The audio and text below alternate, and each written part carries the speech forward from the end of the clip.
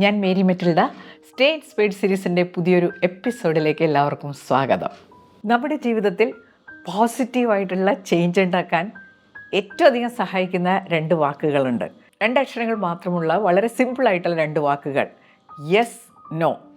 Yes എന്നുള്ള വാക്കിൻ്റെ പ്രാധാന്യം നമുക്ക് നന്നായിട്ട് അറിയാമല്ലേ? നമ്മളെ കർമ്മനിരതരാക്കുന്ന ഒരു വാക്കാണ് yes. Yes, I will do that. Yes, I will help you. എനിക്കെന്തായാലും അവിടെ പോകണം. Yes, I will come along with you. ഇങ്ങനെ യെസ് എന്നുള്ള വാക്ക് നമ്മളെ എപ്പോഴും കർമ്മനിരതരാക്കിക്കൊണ്ടിരിക്കും, നമ്മളെ മുന്നോട്ട് നയിച്ചുകൊണ്ടിരിക്കും. എന്നാൽ ഈ 2 വാക്കുകളിൽ കൂടുതൽ സങ്കീർണതയുള്ളതും പവർഫുള്ളായതുമായ വാക്കാണ് നോ. എന്തുകൊണ്ടാണ് നോ എന്നുള്ള വാക്ക് കൂടുതൽ പവർഫുള്ളാകുന്നത്?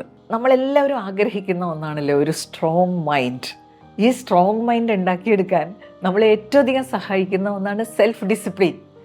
പ്രത്യേകിച്ച് ഇന്നത്തെ കാലത്ത് ആവശ്യമില്ലാത്ത കാര്യങ്ങളോടൊക്കെ നോ പറയുക. ആവശ്യമില്ലാത്ത കാര്യങ്ങളെന്ന് പറയുമ്പോൾ നമ്മളെ പിന്നോട്ട് പിടിച്ചു വലിക്കുന്ന ഒരുപാട് കാര്യങ്ങൾ നമ്മുടെ എൻവയൺമെൻറ്റിലുണ്ട്. അതിനോടൊക്കെ നോ പറയുക എന്നുള്ളത് സങ്കീർണമായ ഒരു കാര്യമാണ്. അതുകൊണ്ട് തന്നെ നോ പറയാൻ പറ്റാതെ നമ്മൾ പല ദുരിതങ്ങളും അനുഭവിക്കാറുണ്ട്. ഒരൊറ്റ നോ അന്ന് പറഞ്ഞിരുന്നെങ്കിൽ ഈ പ്രശ്നം എനിക്ക് ഒഴിവാക്കാമായിരുന്നില്ലേ എന്ന് തോന്നുന്ന സന്ദർഭങ്ങൾ വിരളമല്ല. അതുപോലെ തന്നെ നമ്മൾ ചൂഷണം ചെയ്യപ്പെടുന്നതിൻ്റെ ഏറ്റവും പ്രധാനപ്പെട്ട കാരണങ്ങളിലൊന്ന് നമുക്ക് ഈ നോ പറയാൻ കഴിവില്ലാത്തത് കൊണ്ടാണ്. ആ നോ പറയാനുള്ള ബുദ്ധിമുട്ട് കൊണ്ട് നമ്മൾ പല കാര്യങ്ങൾക്കും വഴിപ്പെടുന്നു. അവസാനം ഇത് സഹിക്കാൻ പറ്റാത്ത ഒരു സ്റ്റേജിലെത്തുമ്പോഴാണ് നമ്മൾ റിയാക്ട് ചെയ്യുന്നത്. ചൂഷണം ചെയ്യുന്ന ഒരു കൂട്ടരുണ്ടല്ലോ, അവരുടെ പരിപാടി എന്താണെന്നോ, ഈ നോ പറയാൻ കഴിവില്ലാത്ത ആളുകളെ കണ്ടെത്തി അവരെ ചൂഷണം ചെയ്യുക. അത് വളരെ എളുപ്പമുള്ളൊരു കാര്യമാണ്. ഈ പാവങ്ങൾ എന്തായാലും നോ പറയില്ല എന്ന് അവർക്ക് ഉറപ്പാണ്. അതുപോലെ തന്നെ സംഭവിക്കുന്ന ഒന്നാണ്, വളരെ പ്രിയപ്പെട്ട ആളുകളുടെ ഇഷ്ടം നഷ്ടപ്പെടുമോ എന്ന് ഭയപ്പെട്ട് നോ പറയാതിരിക്കുക. ഇതെല്ലാം നമ്മുടെ ജീവിതത്തിൽ പലപ്പോഴും സംഭവിക്കുന്ന ഒരു കാര്യമാണ്. അപ്പോൾ നോ പറയാൻ നമുക്ക് ബുദ്ധിമുട്ട് അനുഭവപ്പെടുന്നുണ്ടെങ്കിൽ, ഒരു സങ്കീർണത ഫീൽ ചെയ്യുന്നുണ്ടെങ്കിൽ, ഏറ്റവും പ്രധാനപ്പെട്ട കാരണം നോ പറയാൻ നമുക്ക് അറിയില്ല. ഔചിത്യപൂർവം നോ പറയാൻ നമ്മൾ പഠിച്ചിട്ടില്ല. അപ്പോൾ ഞാൻ ഈ വീഡിയോയിൽ പറയുന്ന സൂപ്പർ ലൈഫ് സ്കിൽ ടെക്നിക്ക് അതാണ്.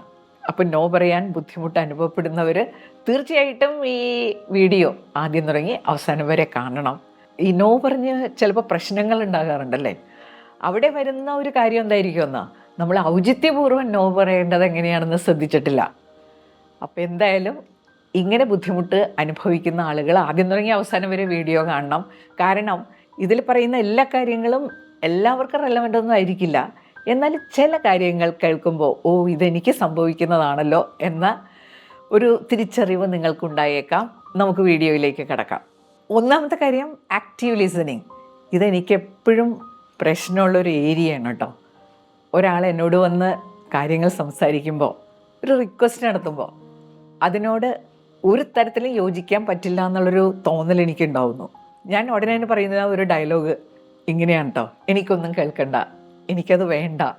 വളരെ സ്ട്രോങ് ആയിട്ടൊരു നോ പറയും. അപ്പോൾ നോ കേൾക്കുന്ന ആളെ അയാളുടെ ബ്രെയിൻ പെട്ടെന്നൊരു ഹേർട്ട് ഫീലിങ്ങിലേക്ക് കൊണ്ടുപോകും.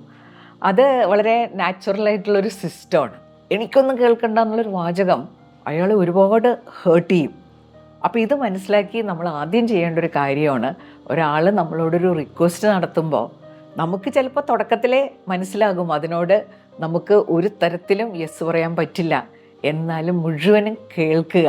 അതങ്ങനെ നമ്മൾ കേട്ടിരിക്കുമ്പോൾ ആ ഒരു സ്പേസ് കിട്ടുമ്പോൾ നമ്മുടെ നോ ആക്സെപ്റ്റ് ചെയ്യാനുള്ള കൂടുതൽ നല്ലൊരു മാനസികാവസ്ഥയിലേക്ക് അവരെത്തും. എനിക്കൊന്നും കേൾക്കണ്ട, ഞാൻ തീരുമാനിച്ച കഴിഞ്ഞ കാര്യമാണെന്നൊക്കെ പറഞ്ഞ് ഞാൻ ചില കാര്യങ്ങളിൽ നോ പറയുമ്പോൾ എൻ്റെ ഭർത്താവ് ചെയ്യുന്ന കാര്യം ഞാൻ ശ്രദ്ധിച്ചിട്ടുണ്ട്. എനിക്ക് കൃത്യമായിട്ടറിയാം അദ്ദേഹം ഇതിനോട് നോ പറയും, അത് ഉറപ്പാണ്. എന്നാലും ആ വന്നാൾ ഇരുത്തി അതൊക്കെ വിശദമായിട്ട് കേട്ടിട്ടേ ഒരു മറുപടി കൊടുക്കാറുള്ളൂ. നോ ആണ് പറയാൻ പോകുന്നതെന്ന് എനിക്കും എൻ്റെ ഭർത്താവിന് നന്നായിട്ട് അറിയാം. പക്ഷേ മറ്റേ ആൾ സംസാരിക്കട്ടെ, കേൾക്കട്ടെ. അപ്പോൾ നമുക്ക് കുറേയും കൂടി നന്നായിട്ട് നോ പറയാൻ പറ്റും. നന്നായിട്ടെന്ന് പറഞ്ഞാൽ കാര്യകാരണ സഹിതം ചിലപ്പോൾ നോ പറയാൻ പറ്റും. എന്തുകൊണ്ടാണ് എനിക്കത് ചെയ്യാൻ പറ്റാത്തത്, അല്ലെങ്കിൽ എന്തുകൊണ്ടാണ് ഞാൻ നോ പറയുന്നത്, ഇത്തരം കാര്യങ്ങൾ കൂടി ഉൾപ്പെടുത്തി നോ പറയാൻ സാധിക്കും. അപ്പോൾ ഇതിലെ ലിസണിങ് എന്ന് പറയുമ്പോൾ ആക്റ്റീവ് ലിസണിങ്, മറ്റേയാൾക്ക് അങ്ങേറ്റം ഒരു പോസിറ്റീവ് ഫീലിംഗ് കൊടുക്കുന്ന രീതിയിലായിരിക്കണം നമ്മുടെ ലിസണിങ്. രണ്ടാമത്തെ കാര്യം, ഈ നോ പറയുമ്പോഴേ നമ്മൾ ഏറ്റവും കൂടുതൽ കരുതലോടെ കാണേണ്ട ഒരു കാര്യമുണ്ട്, ഇമോഷണൽ കൺട്രോൾ. പലപ്പോഴും മറ്റേയാൾ പറയുന്ന കാര്യത്തോട് ഒട്ടും യോജിക്കാൻ പറ്റാതെയൊക്കെ വരുമ്പോഴാണല്ലോ നമ്മൾ നോ പറയുക. അത് നമ്മുടെ ഇമോഷണൽ കൺട്രോളിനെ ബാധിക്കാൻ ഇടയുണ്ട്. ചില കാര്യങ്ങൾ കേൾക്കുമ്പോൾ തന്നെ നമുക്ക് ചൊറിഞ്ഞു വരുമല്ലേ.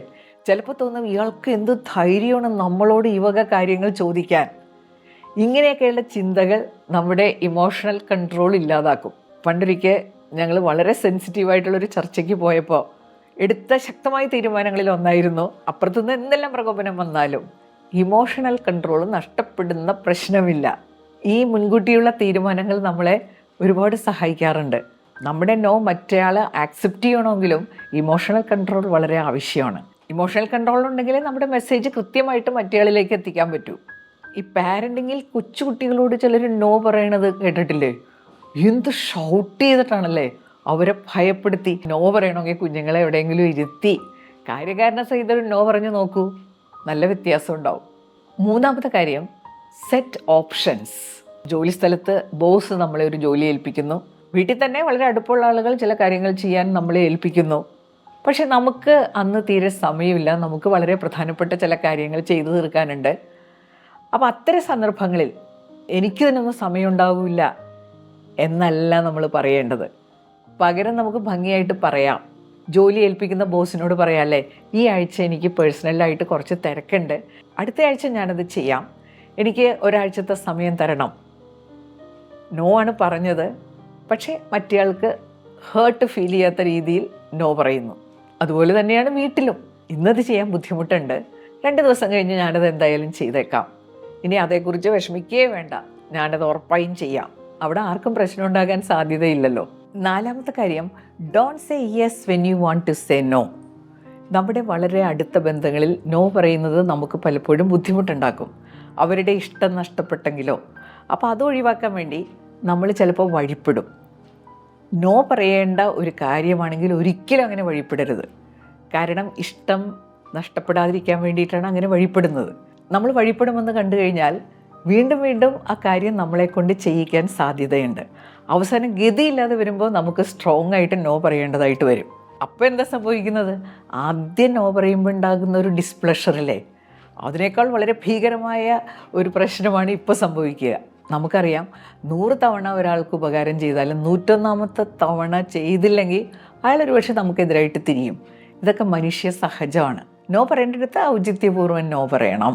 പീഡനങ്ങളിലൊക്കെ സംഭവിക്കുന്നത് ഇതാണ്. 1-2 തവണ വഴിപ്പെടും, പിന്നെ എപ്പോഴും വഴിപ്പെടേണ്ടതായിട്ട് വരും.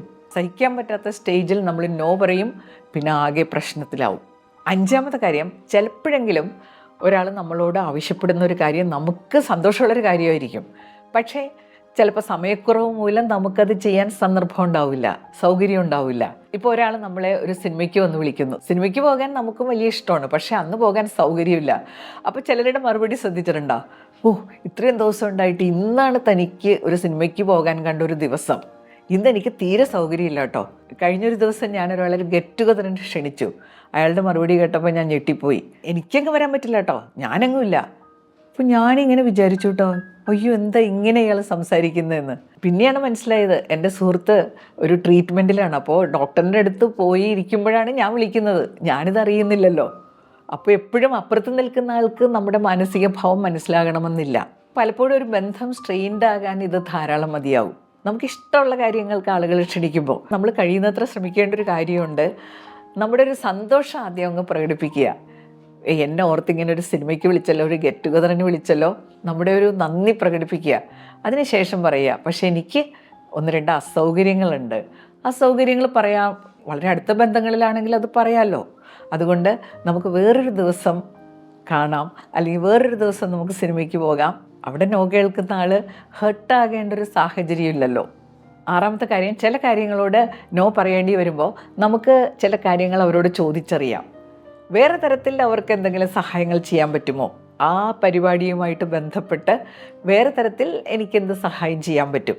ചിലരെന്നെ മീറ്റിങ്ങുകൾക്ക് ക്ഷണിക്കാറുണ്ട്, അപ്പോൾ നമുക്ക് ചിലപ്പോൾ അന്ന് പോകാൻ സൗകര്യം ഉണ്ടാവില്ല.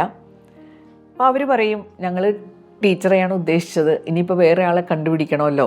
അപ്പോൾ ഞാൻ അവരോട് പറയും, നല്ലൊരാളെ ഞാൻ അറേഞ്ച് ചെയ്ത് തരാം. അപ്പോൾ നമുക്ക് പോകാൻ പറ്റിയില്ലെങ്കിലും അവരെ സഹായിക്കാം.